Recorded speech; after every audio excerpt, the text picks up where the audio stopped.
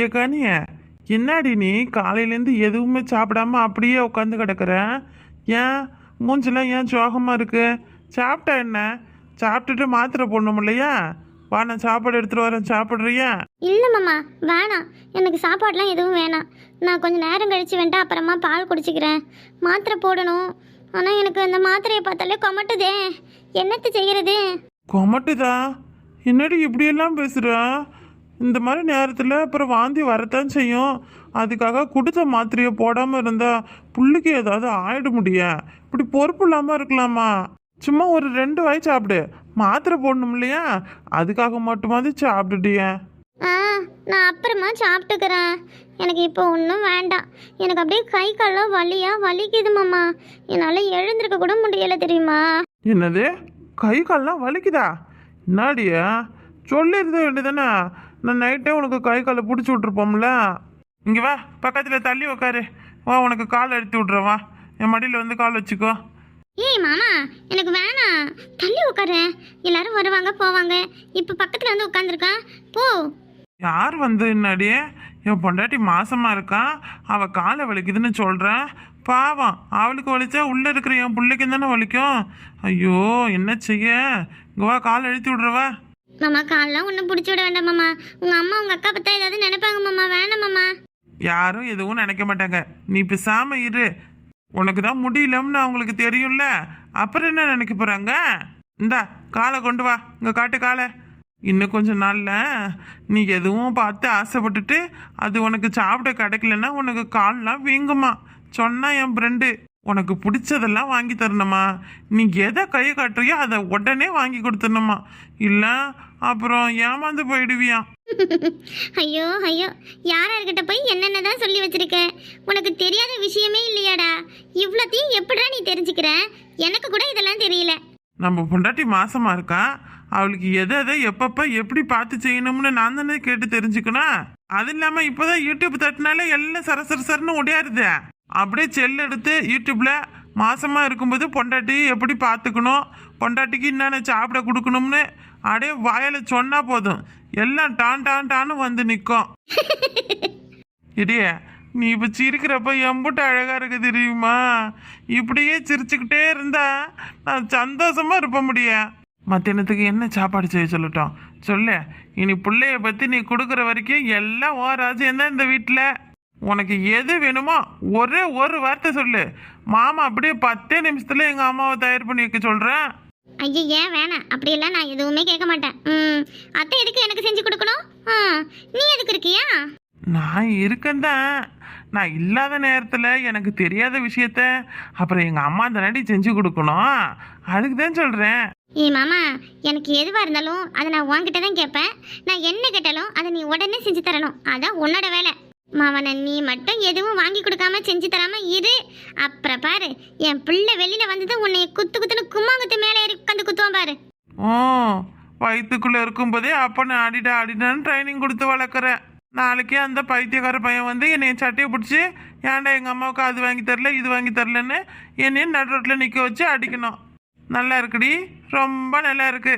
மாமா, உனக்கு ஆம்பளை பிள்ளை பிடிக்குமா பொம்பளை பிள்ளை பிடிக்குமா? எனக்கு எந்த பிள்ளையா இருந்தாலும் சரிதாண்டிய. இதான் எனக்கு பிடிக்கும் அப்படிலாம் எதுவும் கிடையாது. ஆம்பளை பிள்ளையா இருந்தா என்ன, பொட்டை பிள்ளையா இருந்தா என்ன, 2 சாமான் தான். 2த்தையும் ஒரே மாதிரி தான் வளர்க்க போகிறோம் நாம். அதுக்குள்ள மாமா, ஆம்பளை பிள்ளை தான் நம்மள கடைசி வரைக்கும் உட்கார வச்சுக்கிட்டு சாப்பாடு போடுவான். பொம்பளை பிள்ளை இந்த கட்டி கொடுத்ததான் அடுத்தவனை நினச்சிட்டு அப்படியே போயிடும். அதுக்கு தான் கேட்டேன். மேடம் சொல்கிறதெல்லாம் பார்த்தா யாரையும் குத்தி கட்டுற மாதிரி இருக்கு. நீங்கள் எப்படி உங்கள் கல்யாணம் ஆன பிறகு அம்மா விட்ட மறந்துட்டீங்களா, அந்த மாதிரி என் பிள்ளையும் இருக்கும்னு நினைக்கிறீங்களா? என் பிள்ளையெல்லாம் இப்படி தான் இருக்கணும், இதை செய்யணும் இதை செய்யக்கூடாதுன்னு நான் சொல்லி சொல்லி வளர்ப்பேன். பார்க்குற மாமா, நானும் எத்தனை நாளைக்கு தான் என் பிள்ளைன்னு சொல்ல போறீங்கன்னு தெரியல.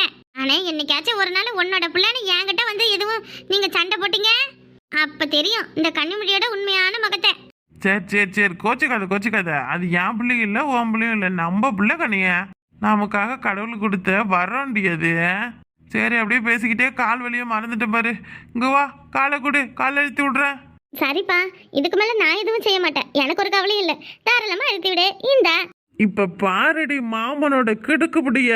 மாம கை பட்டா போதும் உன் உடம்புல இருக்கிற அம்புட்டு வலியும் பறந்து போயிட முடிய. ம், பார்க்கலாம் பார்க்கலாம். அப்படி உன் கையில என்ன மேஜிக் இருக்குன்னு பார்க்கத்தானே போறேன். அடியே, நான் பண்ண மேஜிக் தானடி இப்போ உன் வயிற்றுக்குள்ள இருக்கு. அப்புறம் என்ன மாமனோட கை மேஜிக் தெரியாத மாதிரி பேசுற? சிப்போ, எப்படி பேசுற நீ இருவேன். எப்படி பேசுறோம்? நல்லா தானே பேசுறோம். ஏய் பூனை, இப்போ நீ எதுக்கு இதை மாதிரி அப்படியே பக்கத்தில் வந்து உட்காந்துட்டு பாவமான பிள்ளையாட்டம் பேசிக்கிட்டு இருக்கன்னு எனக்கு தெரியாதுன்னு நினச்சிக்கிட்டியா? உன் திருட்டு வேலையெல்லாம் என்கிட்ட காமிக்காம பேசாமல் தள்ளி போயிட்டே. என் பொண்டாட்டி பக்கத்துல நான் உட்காந்துருக்கேன், நீ என்னத்துக்கு தள்ளி போன்னு சொல்ற? போக முடியாது. டேய், அப்புறம் தம்பி அடிச்சிருவான்டா.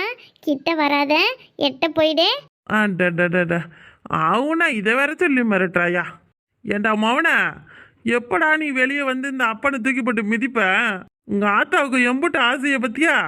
எப்ப பாரு என் புள்ள உன்னை அடிப்பான் அடிப்பானே சொல்லிக்கிட்டு கிடக்குறடா. வாடா வாடா, வெளில வாடா. நீயா நானு ஒத்தி கொத்து பார்த்துக்கலாம், வாடா. ஏய் மாமா, அவனுக்கு கேட்காதுன்னு நினச்சிக்கிட்டு பேசுறியா? இன்னும் ஒரே வாரம் தாண்டி. அதுக்கப்புறம் பாரு, நீ சொல்கிற ஒவ்வொரு வார்த்தையும் காதில் நல்லா வாங்கிக்கிட்டு பறவை வந்து உன்னைய சொல்லி சொல்லி காமிச்சு அடிக்க போகிறேன். அடிக்கட்டும், யார் அடிக்கிற? என் பிள்ளை தானே. சந்தோஷமா வாங்க ஓட்டி அடியெல்லாம். பார்க்க தானே போகிறேன். பாருடி பாரு, நல்லா பாரு. ஏண்டி, இப்போ நீ மாசமானதுலேருந்து ஒரு மார்க்கமாகவே இருக்கிய. என்னாடி காரணம்? என் கண்ணுக்கு மட்டும் தனியாக அழகாக பால் நிலாவ மாதிரி தெரியுறியே. எதுவும் க்ரீம் வாங்கி போடுறியடி? சொல்லுடியே. இருக்கும், கண்டிப்பாக இருக்கும். வீட்டில் இருந்தால் தானே ஒரு நாள் கூட விடாமல் தினமும் ஊரை சுற்றின. அப்புறம் என்ன பண்ணுறது? ஏய், உனக்கு தெரியாத எனக்கு யார் வாங்கி தரப்போறா? அதெல்லாம் முன்னும் நான் போடல. நேச்சுரலாகவே கன்சீவ் ஆகிட்டா பொண்ணுங்க அழகாக தெரியவாங்களாம். அப்படியெல்லாம் ஒன்றும் யாரும் என்கிட்ட சொல்லலையே. நான் இது வரைக்கும் பேசிக்கிட்டு இருந்தவள்லாம் யாரும் அப்படி ஆகவும் இல்லை.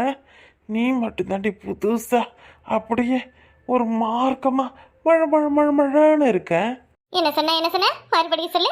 உங்ககிட்ட பேசிக்கிட்டு இருந்தவங்க யாரும் இந்த மாதிரி ஆகலையா? நீ சொல்றது எனக்கு புரியலையே.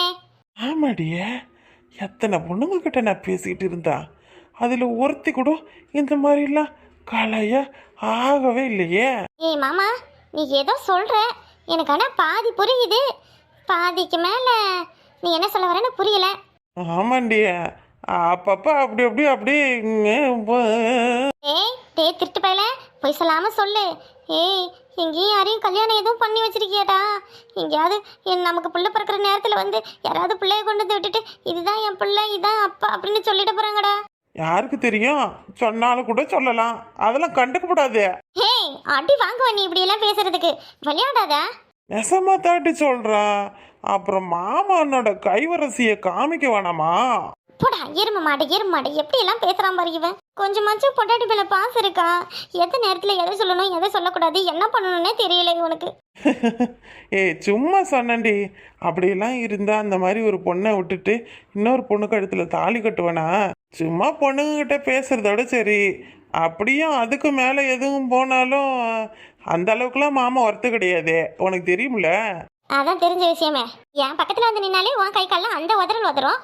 நீ இன்னொரு பொண்ணுகிட்ட பேசி பழகி நீ எல்லாம் அதுக்கு லாய்க்கு இல்லை தம்பி. ஏய், பேசாம காலை அழுத்தி விட்டுடா. என்னத்த சொல்ல, நம்மளை பற்றி எல்லாருக்கும் நல்லா தெரியுது. பேசிக்காவே நான் ஒரு நல்ல பையன், அதனால யாரும் என்கிட்ட அவ்வளோ வச்சுக்க மாட்டாங்க. யாரு நீ? நல்ல பையன், தெரியும்.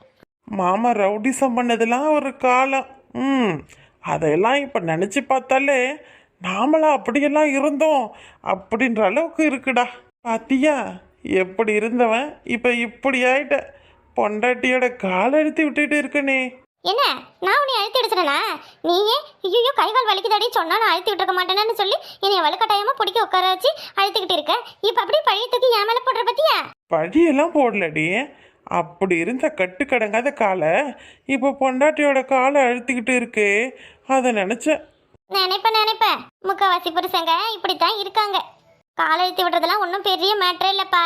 அதுக்கும் மேலேயும் பொண்டாட்டிங்களுக்கு என்னென்னலாம் செஞ்சு கொடுக்குறாங்க தெரியுமா? உனக்கு என்ன வேணும்னு சொல்லு, எதுவாக இருந்தாலும் செஞ்சு கொடுக்க நான் இருக்கேன். ஏன் பொண்டாட்டிக்கு நான் செஞ்சு தர மாட்டேன்னா என்ன? எப்படியா எப்பா அந்த கடைக்கு போய் சத்த பொட்டுக்கல் இன்னொரு வாங்கிட்டு வாங்கடா. ஏம்மா போமா. காலை விடு, அத்தை இருக்காங்க பாரு. அட சும்மா கால் அப்படி கொடு. எங்கள் அம்மா இப்போ என்ன சொல்ல போகுது? எம்மா என்னால் கடைக்கெல்லாம் போக முடியாது, என் பொண்டாட்டிக்கு கால் அழுத்தி விட்டுட்டு இருக்கான். ஏல உன் பொண்டாட்டி கால எங்கேயும் ஓடிடாதடா, போயிட்டு வந்து அழுத்துடா. இட்லிக்கு சட்னி வைக்க பொட்டுக்கல்ல இல்ல, போய் வாங்கிட்டு வாடா. எம்மா அதெல்லாம் போக முடியாதும்மா. ஏன் உன் மாவா எங்க? நீ என்ன பண்ற? போங்க. கலை விடு கலை, போ. போடி. தட்டை தூக்கிட்டு வருவல்ல, சோறு போடுமானே. அப்ப பாரு மண்ணள்ளி வைக்கிறதா இல்லையான்னு பாரு. எம்மா என் சட்னிக்கு நீங்கள் பொட்டுக்கல்லை இருந்தால் தான் அரைச்சி சாப்பிடுவீங்களா? வேற எதுவும் சட்னியே இல்லையே என்ன? இட்லியை வெறும் வாயில தின்னுட்டு போங்க போங்க. நாங்க தின்னு போவோம். இங்க ஒரு வீணா பண்ண பையன் ஒரு இட்லி திங்கிறதுக்கு 9 சட்னி கேட்பான். வேலை வெட்டி எதுக்கும் போவாத, பொண்டாட்டி கால் எடுத்து விட்டு இருக்கான் பாரு, குழப்பில்லாத பையன். ஏம்மா என்னம்மா இது? என்னது இது? எத்த நான் காலை விட சொல்றேன், அவர் விடவே மாட்டேங்கிறாரு. அத்தை ஆமாமா விட மாட்டேங்கிறான். அப்படியே போட்டு கட்டி தானே வச்சிருக்கான் உன் காலை. ரொம்ப நல்லா இருக்கு, என்னத்த சொல்ல. சரி பாவமே, நம்ம மரும புள்ளத்தாச்சி இருக்காளே, நம்ம மௌனை எதுவும் பேசக்கூடாது, எங்கேயாவது வீட்டுல பொண்டாட்டி கூட கடந்தா போறேன்னு சொல்லி அவனுக்கு ஆக்கி போடுற மாதிரி அந்த திமிருதே.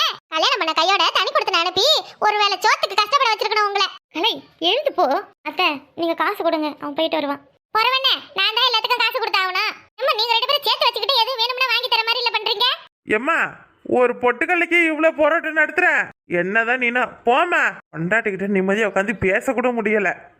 நிம்மதியா உட்காந்து பேசணுமா? உனக்கு சோறு பட ஆள் இருக்குல்ல, அதனால எப்படித்தான் உட்காந்துக்கிட்டே நியாயம் பேசுவடா. போயிட்டு வாடா சீக்கிரம். காசை கொடு. கடனை தான் வாங்கிட்டு வரணும், காசெல்லாம் ஒண்ணும் இல்ல, போய் வாங்கிட்டு வா. என்னது கடனாவா? நான்லாம் போய் கடன் கேட்க மாட்டேன் யாரையும். என் மரியாதை என்ன வருது? என்னையே போய் கடை வாங்க சொல்ற? ஏல என்கிட்ட இப்ப ரூபா இல்லடா, போ உன் பேர் சொல்லி வாங்கிட்டு வா. எங்க அம்மா கேட்டாங்க, வாங்கிட்டு வா, கொடுத்துறேன். எம்மா போமா, அப்படிலாம் நான் போக மாட்டேன், நீயே போய்க்க. ஏலே ஒரு புள்ள வைக்க போற ஒரு குடும்ப ஆம்பளை 1 ரூபா போய் கடன் வாங்கிட்டு வான்னு சொன்னா உனக்கு இவ்வளவு வலியா இருக்கா? நீ எல்லாம் என்னடா குடும்பம் நடத்த போற? 4 பேர்கிட்ட கடன் வாங்காம நீ என்ன செய்ய போற? என்ன வாழ போற? அப்படிலாம் யாருக்கிட்டையும் நான்லாம் கடை வாங்கணும்னு அவசியம் கிடையாது. இருக்கட்டும்டா இருக்கட்டும். இப்பதானே உன் பொண்டாட்டி உண்டாயிருக்கா, இன்னும் 10 நாள் கழிச்சு பாரு. ஆஸ்பத்திரிக்கு வீட்டுக்கு ஒரு நாளைக்கு 10,000 செலவு பண்ணிக்கிட்டு நிப்ப. உன் முடி 2 புதிங்க போய் ஐயோ அம்மா என்னால முடியலம்மா, புள்ள பெத்து வளர்த்து ஆளக்கிறது இவ்வளவு பெரிய கஷ்டமா? நீ எப்படிமா எங்களை பெத்து விட்டானே என்கிட்ட வந்து கேப்படா. அதெல்லாம் எங்க பிள்ளைய பார்த்துக்க எங்களுக்கு தெரியும். அப்படியே பிள்ளைய பெத்து வளர்த்து ஆளாக்கிட்டாங்க இவங்க. போ போ போவியா? இப்ப தெரியாதுடா அந்த பெத்த ஆட்டாவோட வலி உனக்கு. நீ ஒரு பிள்ளைக்கு தவப்படாம போறல, அப்பதான் தெரியும் பாரு. பாக்குறேம்மா பாக்குறேன். போமா போமா, போய் சீக்கிரம் இட்லியை சுடு சீக்கிரம். சோத்து முட்டை. எந்த காலத்துலதான் இவன் உருப்பட போறானோ தெரியல. இருடா இரு, இந்த அந்த புள்ள வாந்தி நிக்கட்டும், அதுக்கு பிறகு உன்னை தனியா அனுப்பிவிட்டு என்ன பண்றேன்னு பாரு. கலை ஏன் இப்படி பேசுற? வீட்டுல தானே இருக்க, எதுவும் வேலை செஞ்சு கொடுத்தா என்ன? அவங்க பாவம் தானே, என்னாலையும் முடியல, முடிஞ்சா நானாவது போயிட்டு வருவேன். நீ சும்மா இருக்கிறதுக்கு எதுவும் செய்யலாம்ல. ஏய் யார பார்த்து சும்மா இருக்கன்ற? நான் என் பொண்டாட்டிய பொறுப்பா பாத்துக்கிறேன்டி. இப்படி எல்லாம் மாசமா இருக்கிற பொண்ண வீட்ல இருந்து பக்கத்திலேயே உட்காந்து பாத்துக்கிட்டாதான் பொறுப்பான புருஷன் யாரும் சொல்ல மாட்டாங்க. வேலை இல்லாத வெட்டி பையா வீட்டுல உட்காந்து கிடக்குறானே எதுவும் கேவலமா தான் சொல்லுவாங்க. என்னடி இப்படி பேசுறா? ஆமா பரவு, நீ வீட்ல இருந்தா எல்லாரும் அப்படிதான் பேசுவாங்க. ஒரு ஆம்பளைக்கு அழகே வேலைக்கு போய் சம்பாதிக்கிறது. ஒரு நாள் போனா ஒரு நாள் ஒன்னால போக முடிய மாட்டேங்குது. என்னத்த சொல்றதோ போ. உங்க அம்மா சொல்ற மாதிரி தனியா போய் 2 பேரும் கஷ்டப்பட்டாதான் நீ பொறுப்பா இருப்ப இருக்க. ஏய் என்னடி, அப்ப தனியா போயிட்டா நான் உன்னைய கஷ்டப்படுத்துவோன்னு நினைச்சிட்டியோ? நான் அப்படி சொல்லல. பரவ நீ சொன்னதுக்கு என்ன அர்த்தம்? அதான அர்த்தம்? இல்ல நான் ஒரு பேச்சுக்கு தான் சொன்னேன். ஒரு பேச்சுக்கும் வேணாம். சரி ரொம்ப பொண்டாட்டி கூட இருக்கணுமேனு ஆசைப்பட்டு ஒரு நாள் வீட்டில் இருந்ததுக்கு எல்லாரும் வேலை இல்லாதவன் வெட்டி பையன்னு சொல்றீங்கல்ல. இனிமேல் நீங்களே இருன்னு சொன்னாலும் நான் இருக்க மாட்டேன் பாருங்க. போடியா, நீயும் என் பாசத்தை புரிஞ்சுக்கல. எனக்கு புள்ள பிறக்க போறேன்னு நான் எம்புட்டு சந்தோஷமா இருக்கும் தெரியுமா? எனக்கு புள்ள நினைப்பாவே இருக்குடி, வேலைக்கு போக கூட பிடிக்கலடி. கலை என்ன நீ சின்ன குழந்தை மாதிரி பேசுற? குழந்தை எல்லாருக்கும் தான் பிறக்கும், அதனால எல்லாரும் வீட்லயே இருந்துறாங்களா என்ன? எப்பவும் நான் சொல்றதுதான், நீ நல்லா சம்பாரிச்சாதான் என்னையும் என் பிள்ளையும் நல்லா பாத்துக்க முடியும். இப்ப நீ வேலைக்கு போய் நல்லா சம்பாரிச்சு என்னைய நல்லா வச்சிருந்தனா யார் உன்னை என்ன சொல்லுவாங்க? எவ்வளவு பெருமையா பேசுவாங்க. இந்த பாரு இந்த பையன் அந்த பொண்ணை கல்யாணம் பண்ணிக்கிட்டான், 2 பேரும் சந்தோஷமா குடும்பம் நடத்துறாங்க, குழந்தையும் பிறக்க போது அவனுக்கு பொறுப்பா இருக்கான்னு சொல்லுவாங்களா சொல்ல மாட்டாங்களா? ஆமான்னு சொல்லுவாங்க தான். அப்ப நீ தான் பொறுப்பா நடந்துக்கணும். முதல்ல உங்க அம்மாவை இப்படி எதிர்த்து பேசுறத நிறுத்து. உனக்கு ஒரு குழந்தை பிறக்க போகுது, நீ என்ன செய்யறியோ உன் பிள்ளை அதை பார்த்துட்டு தான் அப்படியே செய்யும். அதனால நம்ம பிள்ளைக்கு நம்ம நல்லதுதான் சொல்லி கொடுக்கணும். சரிடி, எங்க அம்மா கிட்ட நான் இனிமே அப்படி பேச மாட்டேன். இப்போ போய் பொட்டுக்கல்ல வாங்கிட்டு வரேன். ஏம்மா வா வா, பொட்டுக்கல்ல வாங்கிட்டு வரேன், காசு எடுத்துட்டு வா. கல்யாணத்துக்கு வர சொன்னா இவன் புள்ள பிறக்கிறதுக்கு வருவான். நீ புண்ணாக்கம் வாங்க வேணா, பொட்டுக்கல்லையும் வாங்க வேணா. போய் உன் பொண்டாட்டிக்கு கால் அழுத்திட்டு கடை. ஏய் அம்மா வாய மூடுற. சரி சரி, உன்னை நான் அப்புறம் டீல் பண்ணிக்கிறேன். இப்போ என் மேல கோவத்தில் இருக்க, நான் போய் மறுபடியும் என் பொண்டாட்டிக்கு கால் எடுத்துற வேலையை பார்க்குறேன். செல்லாம் இங்க உக்காந்து இருந்தா தானே எங்க அம்மா எங்க அக்காலாம் எதுவும் சொல்லுவாங்க. நம்ம ரூமுக்கு போலாம் வாடியா.